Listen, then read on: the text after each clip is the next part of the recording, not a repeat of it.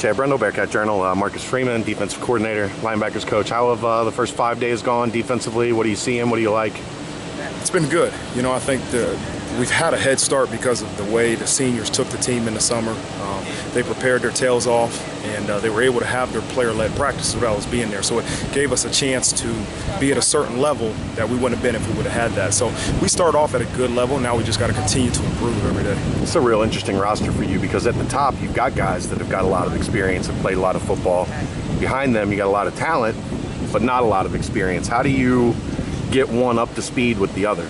It comes with repetitions, and it comes with experience. It comes with practice reps, you know, scrimmage reps. They'll get there, you know, and we told them today, you know, the expectation those guys are to play at a level that there is no fall off from a starter to a backup. And the only way to get them to that level is continue to feed them on the field, off the field, in the classroom, and continue to get them those mental and physical reps to get them caught up.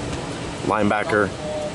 Speed is kind of the name of the game there. Obviously, you got a bigger, stronger guy in the middle in Jalen, but he can play sideline to sideline. And then two converted defensive backs, if you will, in Perry and Gilbert. How much is that speed a part of your philosophy and what you want and how you want to play? Well, yeah, Perry was a linebacker when we got here, you know, so I don't know. He played a little bit of nickel last year and then moved. Yeah, so again, you've got to be able to run to play this game. And fortunately, we got two guys right now that have shown the ability to be able to run. I know TG played safety last year, but those guys are what we consider linebackers. Those are what we're looking for, and their backups are guys we're looking for. I understand we got to be able to run, but we also be able to be physical and at the point of attack and be able to make sure that we set a precedence of being a physical football team. The guys that are in that second team, the redshirt freshman or true sophomore group, DeBlanco, Sponseller, Statham, what's your initial thoughts on those guys, how they're looking? Continuous improvement.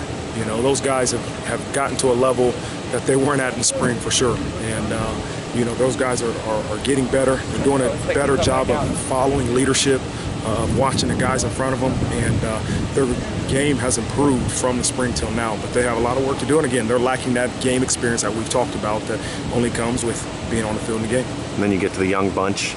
Bolden and Potts and Jarrell White. Happy with where their progress is so far? I mean, they don't know what the hell they're doing yet, but they're starting to. You know, they're actually pleasantly surprised. They're a lot smarter, football smart than I thought.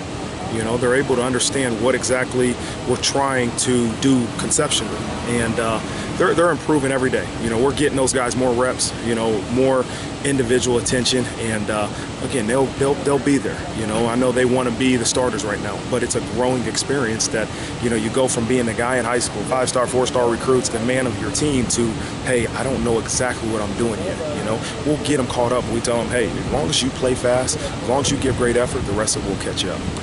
Defensively, is this a team that you're looking at, the defensive line being the heart and soul of this defense? There's a lot of guys that have a lot of experience there. You've got a guy like Cortez that has kind of, you know, some star power to him.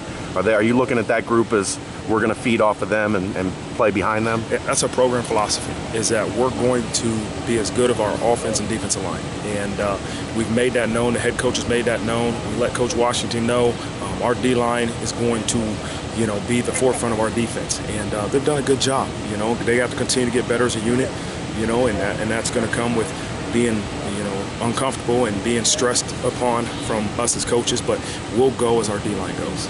That's a group that has that depth. Is that a relief to know that if there is one spot that you have 8-9 guys that you can kind of rotate and mix and match, that it's there instead of anywhere else? You need to be deep at D-line. You've got to be able to rotate guys, and fortunately we have guys that do have game experience at that position, so that is an added bonus for sure. All right, thanks a lot, Coach. Appreciate it. Good, man. Thanks, man. Take care, man.